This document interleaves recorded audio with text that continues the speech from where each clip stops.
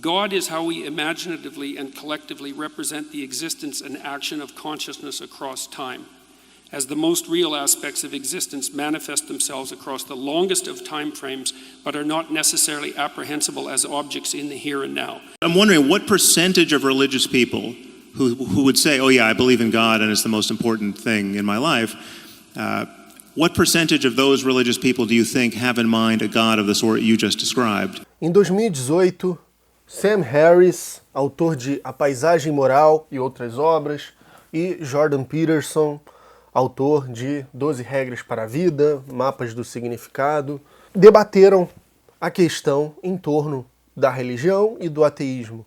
E é um dos debates contemporâneos mais profundos sobre o tema. E quanto a isso, eu sou totalmente existencialista. Você pode dizer que os intelectuais de hoje não são como os intelectuais de outros séculos e que hoje em dia tudo é banal e superficial e comercializado. Ok, mas esses são os pensadores que a gente tem conversando o que precisa ser conversado à maneira do século XXI. Então a gente tem que ouvir o que eles têm a dizer. E você pode assistir os meus vídeos de introdução ao Peterson, assim como o meu vídeo de introdução a Sam Harris, lançado mais recentemente, clicando aqui no card, em cima ou na descrição. O que eu fiz? Eu reassisti ao debate, que é todo em inglês, traduzi, compilando os principais pontos num documento que deu cerca de 4 páginas, e eu quero trazer para vocês aqui, então, um resumo desse importante diálogo sobre esse assunto que é talvez o que mais me fascina e que precisa ser discutido com mais frequência e por mais gente.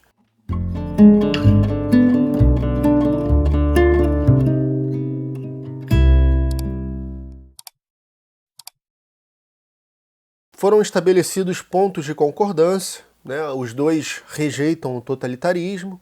Só para título de introdução, Sam Harris é um dos grandes advogados do ateísmo, é um neurocientista que tem interesse por espiritualidade também, mas que rejeita o dogmatismo religioso, que diz que é um problema que vai acompanhar sempre a religião e que a gente devia buscar uma moralidade científica, um realismo moral, uma moralidade com base nos fatos.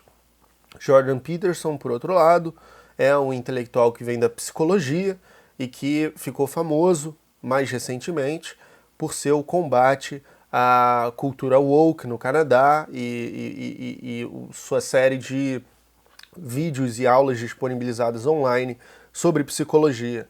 Ele entrou no gosto de uma comunidade conservadora muito forte por seus discursos que elogiam a religião, embora que de uma maneira muito própria e que ele não admite tão frequentemente ser própria, e ele acabou ganhando muita projeção, fama e dinheiro. Foram duas noites de debate e, mais recentemente, esses dias eles fizeram um segundo no podcast do Peterson. Quem sabe, se esse vídeo tiver muitas visualizações, eu também faço desses outros 2 debates. Mas é um tipo de vídeo que dá muito trabalho, então já deixa a sua curtida e vamos nessa. Eles estabelecem pontos de concordância: a rejeição do totalitarismo, a equivalência entre totalitarismo e fundamentalismo religioso, ou seja, o problema é o dogmatismo, a concordância sobre a primazia da liberdade de expressão e o fato de que Sam Harris diz que não tem problema nenhum com a arte, com a arquitetura e a música das religiões, e que a fenomenologia da espiritualidade, assim como estas, também são vistas como positivas por ele, que combate o dogmatismo. Então, Peterson faz um ponto de que os chimpanzés também cometem atrocidades em nome de seu grupo, mesmo não se tratando de um fenômeno religioso, como no caso humano. Harris responde que não tem nada mais natural do que violência tribal. A violência tribal não é exclusiva da religião, mas o que incomoda Harris particularmente são os casos em que pessoas boas fazem atrocidades em nome de algo sem evidências que elas acreditam religiosamente, apenas pela fé. O exemplo que ele dá é a ingressão de jovens no Estado Islâmico. Morrer pela fé certa é a melhor coisa para você, diria a cultura islâmica. Peterson responde que os fundamentalistas não apenas afirmam que o livro deles é a verdade absoluta, como também que a interpretação deles do livro deles é a verdade absoluta. Harris concorda mas diz que os próprios livros já facilitam isso, pois muitas das passagens realmente só podem ser lidas de uma maneira. Por exemplo, no Alcorão, diz que o remédio para o roubo é cortar as mãos do ladrão. Não é uma alegoria nem uma frase ambígua, é uma frase muito clara. Maomé tinha escravos sexuais, ele afirma. A escravidão é apoiada por ambos os testamentos da Bíblia e pelo Alcorão. Teria sido muito melhor, diz Harris, se um dos mandamentos dissesse não tenha escravos. A ética secular do Ocidente nos impede de lidar com cristãos do século XIV no dia a dia. Esse ponto é muito interessante que ele faz, porque nós construímos, né, como dizia o Nietzsche, né, o cristianismo ele morre pelas próprias mãos, e dando origem ao iluminismo, à ciência e tudo mais, e à ética secular. Então isso faz com que os cristãos não sejam bárbaros como eram no século XIV. Mas o mundo islâmico, segundo Harris, permanece no século XXI como era, mais ou menos no século XIV. Todos os muçulmanos de Londres, ele exemplifica, declararam que a homossexualidade é inaceitável em uma pesquisa. 0% disse que é tolerável e aceitável. Bret Weinstein, que é o mediador da conversa, pergunta a Peterson se ele concordaria com Harris de que existem frases nestes livros que são moralmente erradas, no sentido de problemáticas. Peterson se enrola dizendo que você deve ler esses livros pela perspectiva do todo, e faz menção à regra literária de Chekhov, que na literatura diz que se um rifle aparece numa cena, ele deve ser disparado em uma cena futura, ou seja, nada deve estar por acaso numa história. Ironicamente, Harris interrompe dizendo: eu estou procurando o rifle na sua resposta à pergunta. Peterson diz que a ideia cristã mais profunda é a de que a salvação contra o niilismo e a tirania, ou totalitarismo, que aqui parecem ser usados no mesmo sentido, é a expressão da verdade, o verbo. Harris supostamente concordaria com isso. E isso é algo que você encarna, diz Peterson, e não é somente uma ideia, segundo o cristianismo.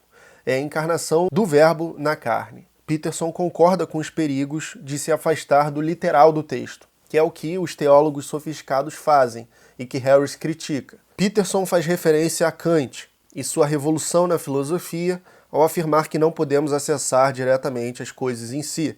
Para Peterson, este problema nos impede de fundar uma ciência da moralidade baseada nos fatos. Nós sempre temos a mediação de algo que estabelecemos como parâmetro ou prioridade. Harris diz que a objetividade científica é a base da sanidade e da vida em sociedade no século XXI. A racionalidade científica é mais profunda no que diz respeito aos fatos da realidade do que as narrativas. Peterson diz que em A Paisagem Moral, você apresenta uma metáfora de pico e profundeza para o bem-estar humano. A gente abordou isso no vídeo. O pico é uma situação de máxima felicidade para o máximo número de pessoas, e a profundeza é uma vida miserável na floresta de um país pobre, no meio de uma guerra civil com doenças, algo assim. Se você desenvolver a metáfora, você percebe que está falando de céu e inferno. Você está em terreno religioso, afirma Peterson. Harris retruca. Mas a diferença é que eu falo de histórias deliberadamente como verdade metafórica, e não literal. Peterson menciona o problema da regressão de G.E. Moore, segundo o qual você pode se perguntar infinitamente por que você disse que uma coisa é boa, quando você diz que uma coisa é boa. Não existe um em si do bom e do mal, do bem e do mal, ou do bom e do ruim. É sempre algo instaurado, de certa forma. E esse é um problema, um dos maiores problemas nos estudos da moralidade. So I'm going to do a quick rereading of the moral landscape. You tell two stories. You tell a story about someone who has an absolutely terrible life. They're in a jungle where nature is trying to kill them all the time, and while they're trying to be killed by nature, while nature is trying to kill them all the time, horrible barbaric thugs are making their life miserable in every possible way. You contrast a good life, and that's a life where the person has enough to eat and enough shelter, and they have the things that you would expect people to want. You say this is a bad life, and you say this is a good life. And then you make a side move, which I would say is that that's an objectively verifiable fact. I would say, I don't think it is an objectively verifiable fact. I think it's a fundamental moral claim. And I think that's where you put your stake in the ground. And I would say, when I read that, I thought, well, if you take your jungle story, which you've extracted from a bunch of horrors and compiled, and you take your positive story, which you've extracted from a bunch of horrors, or a bunch of quasi-utopias, let's say, and compiled, you're 2/3 of the way to a landscape of hell and heaven. Right. Well, so then why not continue the abstraction and say, look, what we're really trying to avoid here is hell. Oh, yeah. What we're really trying to move towards is heaven. Yeah, but Well, no, as soon as you do that, you're in a religious landscape. No, but my name for hell is... Segundo Peterson, Harris, em A Paisagem Moral, propõe como solução ao problema que devemos nos afastar do cenário de máximo sofrimento e nos aproximar no máximo do máximo bem-estar, alegando que suas asserções sobre esses cenários são objetivamente corretas. Peterson desafia esta convicção de Harris. Harris diz: a pior miséria possível para todo mundo é ruim. Se algo é ruim, isso é ruim. Se alguma coisa tem que ser determinada como ruim, é isso. É a pior miséria para todo mundo. E ele afirma que isso é objetivo. Peterson diz: isso é inferno. Harris retruca: inferno é só a versão religiosa disso. Peterson: tudo bem, mas não é uma afirmação factual. Então Peterson desafia a ideia de que isso é objetivo, defendida por Harris. Harris diz então: você pode dizer isso tudo sobre o que nós consideramos ser factual, até física e aritmética. Nada pode ser absolutamente verdadeiro. Você está fazendo o advogado do diabo aqui. É mais profundo do que uma afirmação factual. É uma afirmação necessária para tornar todo o juízo de valor inteligível. Peterson diz: eu concordo que precisamos de intuições para nos guiar. Qual a natureza dessas intuições? Algumas delas tomam a forma de histórias, mais ou menos como as categorias a priori da intuição de Kant, espaço e tempo. São categorias que o Kant coloca como sendo a priori das nossas faculdades mentais. A gente não precisa da experiência para intuir o espaço e o tempo, segundo Kant. E o Peterson está tentando adicionar mais uma, que seria uma intuição que toma a forma de histórias. Peterson acrescenta essas categorias e o Bert Weinstein provoca Harris pedindo para explicar a vantagem que os fundamentalistas teriam, segundo ele alega. Harris responde que eles encontram respaldo na clareza do próprio texto. Ou seja, o fundamentalista pega o Alcorão e fala: olha, aqui está dizendo com todas as letras que você tem que cortar a mão do ladrão. Não tem como interpretar isso diferente. E você sabe que eu estou certo. Isso é muito persuasivo, tem uma força muito grande. Bret Weinstein provoca Peterson dizendo que, mesmo que os textos religiosos tenham servido uma função evolutiva, eles estariam ancorados em um tempo passado e que a expectativa de que sua validação fosse eterna seria suspeita. Bret Weinstein conclui que chegaram a um estatuto excelente do debate em que houve consenso de que não devemos confiar nos textos puramente pela fé, porque não sabemos exatamente a relevância que eles têm para o presente. Esse é um ponto muito bom, em que o Peterson e o Harris parecem estar de acordo. Sam Harris diz que Peterson afirma acreditar em Deus. Peterson o corrige, dizendo que o que ele afirma é mais preciso, que ele age como se Deus existisse, e que também Harris age desse modo. What is the God that you act as though he, she, it exists? And what is the God-shaped thing I must have in my life to prevent me from being a, quote, real atheist? Okay, well, I'm going to read some things that I wrote because it's so complicated that I'm not sure that I can just spin it off the top of my head. Aí, muitas pessoas, assim como eu, ficam incomodadas com Peterson. Às vezes a gente suspeita que ele foge por explicação, que é uma estratégia de argumentação, uma estratégia de retórica para se evadir de uma pergunta com uma explicação complexa no mesmo domínio ou desviando para outro subtema. O que incomoda o Sam Harris e incomoda a mim também é que sempre que ele fala de Deus, o Peterson, ele claramente não está falando da mesma coisa que a maioria das pessoas que são religiosas intuem por Deus. E essa intuição é partilhada, mais ou menos.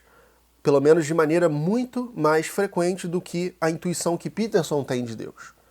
E ele não faz questão de esclarecer isso nem mesmo na sua série bíblica, que é uma série de 10 episódios, sei lá quantos episódios, ou mais, com 2 horas cada um. Ou seja, ele tem um efeito muito forte no público religioso, que é um efeito de validar a sua crença com um discurso supostamente inteligente que não precisa ser inteligível, que não precisa ser totalmente compreendido. E isso me incomoda na atitude do Peterson. E eu acho que o Harris faz bem em provocar isso. E ele provoca, então. Qual Deus você diz que age como se existisse? Peterson responde de uma maneira muito própria, né? Muito intelectualizada, que, como eu disse, difere da experiência de muitas pessoas religiosas quando estão falando de Deus, ou quando estão pensando, ou se reportando a Deus. Peterson responde, eu não estou trazendo tudo que ele falou, porque é muito longo, mas as principais colocações. Deus, para a cultura ocidental, é a verdade corporificada que ratifica o totalitarismo patológico. Aquilo que gera ordem habitável, a consciência que estrutura nossa percepção da realidade e que foi biologicamente moldado ao longo de muito tempo. Nossa estrutura biológica tem 3,5 bilhões de anos. Nossa, ele diz a vida, né? Não o Homo sapiens. Deus é o que morre e renasce na busca do ser e da verdade. O valor superior na hierarquia de valores. Aquilo que seleciona por competência e capacidade de expressar a verdade, os homens na hierarquia de dominância. Isso seria Deus para Peterson. Harris responde, eu não ouvi nessa lista de atributos um Deus que se importa se você se masturba. E aí tem um momento cômico que eu acho que vale a pena inserir. So I was not hearing in that list of attributes a God who could care if anyone masturbated. I was not hearing a God who... Depends on what else is stopping you from doing, Sam. Well, yeah, okay, so it's Yeah, but important to live. but seriously. It's important to do something other than masturbate. Yes. Yes, which actually constitutes a problem for many people. Which is harder than it sounds. Harris retoma, eu não ouvi nessa lista um Deus que é capaz de ouvir e responder a preces. Qual porcentagem de pessoas religiosas você diria que partilha de sua visão de Deus? Peterson diz, eu não sei, é uma pergunta boa. Talvez eles tenham as intuições, mas não tenham articulado bem. Ok, mas você, Sr. Peterson, poderia esclarecer isso, né, nas suas falas, porque me parece que você está se aproveitando muito bem desse seu crédito com essa parcela que vive a experiência de Deus, essa parcela mais conservadora, né, que te valida e te dá todas essas oportunidades. Né? Parece que você, como Harris vai provocar mais à frente, não coloca na cara isso, né, de propósito, não afirma isso categoricamente, essa diferenciação. Harris diz, você poderia fazer a mesma coisa com a ideia de fantasma, o que você fez com Deus em minha visão do ateísmo, agora dizendo que eu acredito em Deus. Isso simplesmente não é o que as pessoas querem dizer quando falam de fantasma, ou Deus. Por exemplo, o fantasma é a sua relação com aquilo que não é visto. Né? Seria uma forma de buscar intelectualizar a questão para mudar o jogo de linguagem. Né? O Harris usa esse termo Wittgensteiniano para se referir a como que ele muda a conotação das palavras do senso comum.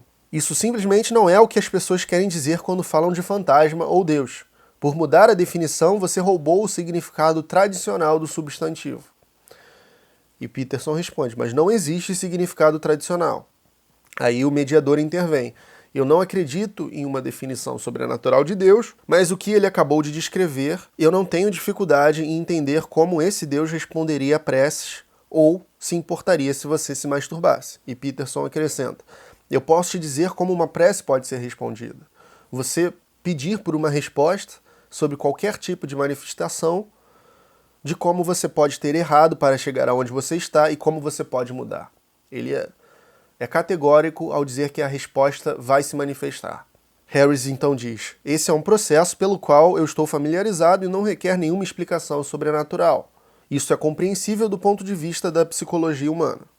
E Peterson retruca, não é, porque não sabemos de onde a resposta vem. It's not understandable because we don't know where the answer comes from. Well, we don't know where anything comes from. That's true. Yeah, okay, so yeah, but that doesn't open the door. I mean, one thing we can know with absolute certainty is that whoever wrote the Bible didn't know either. And there's many other things he or she didn't know, like everything else we know scientifically, right? It's not so obvious what people know and what they don't know. No one even knew the brain was involved in any of this. Peterson lembra a observação de Nietzsche de que reconhecer a existência de outros sistemas de valores pode abalar sua crença em sistema de valores em si. Em suma, o problema pós-moderno. A gente tem que tomar muito cuidado quando o Jordan Peterson fala do Nietzsche, porque ele pega a parte do Nietzsche que é só a primeira parte da morte de Deus, ali do Nietzsche maduro, de diagnosticar o problema do niilismo, e ele completamente deixa de lado o Nietzsche do martelo, o Nietzsche da transvaloração, o Nietzsche da genealogia da moral, do Zaratustra. Ele menciona tacitamente aqui e ali, foi um crítico do cristianismo e tal, mas ignora que é a parte mais importante do Nietzsche, a parte do perspectivismo e da transvaloração dos valores. E ele trata a morte de Deus e esse diagnóstico, que não é nem só do Nietzsche, também está no Dostoiévski, também está no Hegel, como se fosse o mais importante do Nietzsche. Então tomem cuidado. Peterson diz que tentou resolver isso com uma abordagem interdisciplinar buscando padrões. Harris diz que muitos desses elementos não se repetem, que aparecem nas diferentes religiões, e são até invertidos completamente em diferentes religiões, como essa questão de bem e mal, dualismo e tudo mais. Peterson diz então, ou existem intuições morais universais ou não existem. E Harris diz, o meu ponto é que o que você chama de Deus é bom, mas não é aquilo no que a maioria das pessoas pensam quando usam a palavra. E Peterson fala, eu não disse que é. Harris então argumenta, é o efeito de se comunicar desse seu jeito, a maneira que você falha em fazer a diferenciação. Demora 20 minutos para você admitir como a Bíblia é recheada de barbaridades sem sentidos. E o Peterson responde, eu não demorei 20 minutos para admitir isto. Observação, como eu disse, na própria série bíblica que ele fez, ele não menciona isso. Não, pelo menos nos episódios que eu assisti. Ele é totalmente simpático à Bíblia e exalta o poder da narrativa, como que as histórias são interconectadas, enfim. Mas não menciona isso. Harry diz, assuma que você não está jogando o mesmo jogo do que as pessoas que acreditam que Jesus vai renascer e julgar as pessoas. Own it, né? Parece que o Peterson realmente tem essa dificuldade em admitir isso publicamente com mais ênfase. Alguém te perguntou se você acredita literalmente que Jesus ressuscitou e você respondeu que demoraria 40 horas para responder a pergunta. Aí Peterson diz, não é óbvio que ele foi literalmente ressuscitado na Bíblia. E eu não disse que ele foi.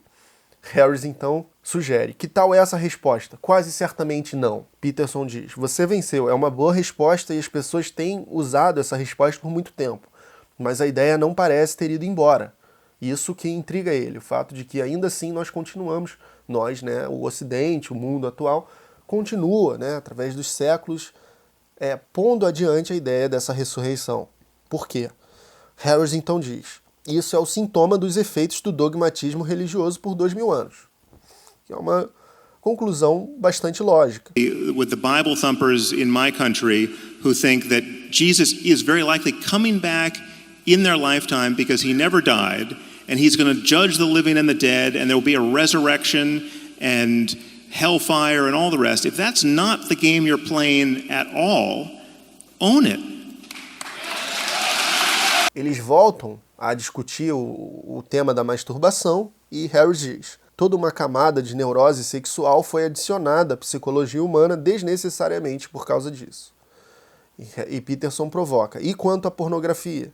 E Harris diz, você pode combater a pornografia com uma conversa racional embasada na psicologia e na biologia. Não é preciso invocar mitologia.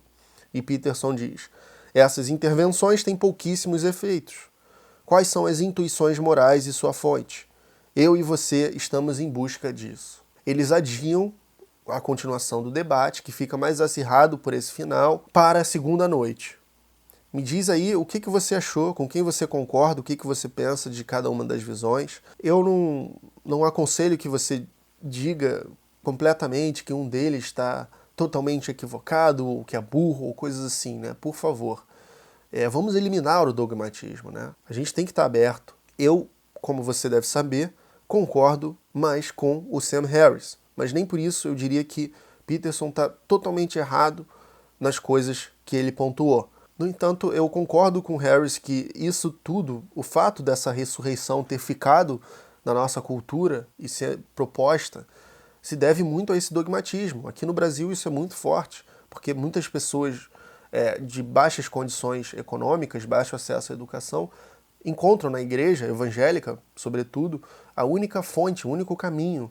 E a doutrinação lá ocorre nesse sentido literal, e é um grande problema. E eu também acho problemático quando tenta-se argumentar que o sentido desses textos não é literal. É literal, na época. Eu vejo como Harris vê.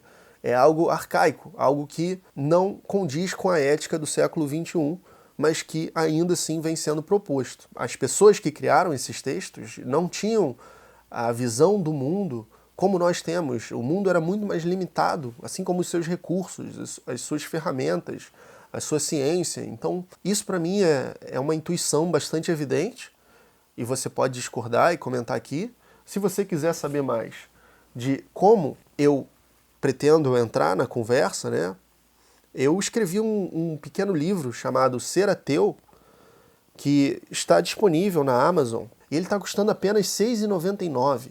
E é um dos trabalhos dos quais eu mais me orgulho, que deu muito trabalho. É um ensaio que não é grande, tem cerca de 60 páginas, e que tem muito ensinamento aqui sobre Nietzsche, sobre como que eu trago o existencialismo para combinar com a ciência proposta pelo Sam Harris, para, quem sabe, fornecer uma base para a moralidade sem a religião e sem o dogmatismo, e quais problemas mais especificamente existem nas práticas religiosas no século XXI. Então, clique no link da descrição e adquira o ensaio por apenas R$ 6,99.